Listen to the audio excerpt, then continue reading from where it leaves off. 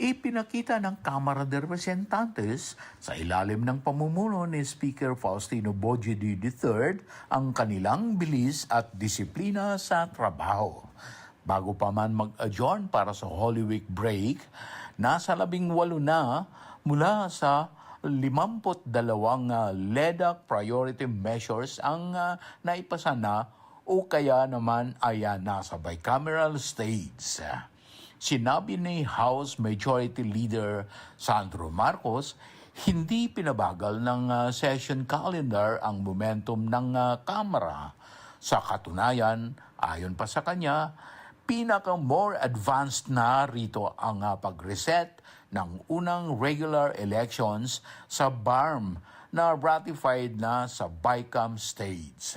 Kasama rin sa mga naipasa ang mga critical na panukala tulad ng pagpapatayo ng National Center for Geriatric Health para sa ating mga seniors, amendments sa EPIRA o Biofuels Act, at ang pag-abolish ng travel tax.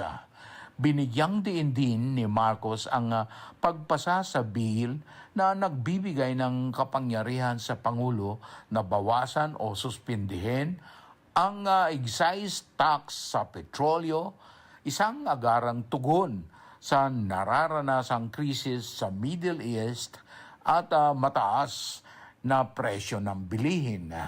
Sa kabuuan, mula July 2025 hanggang March 2026, umabot na sa mahigit 8,000 bills ang na-file sa Kamara.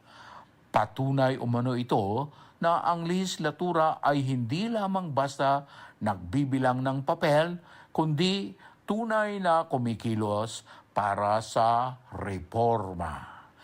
Mula sa Kamara de Representantes, Terence Mordeno Grana nagbabalita para sa Armed Forces Radio, Boses ng Kawal Pilipino.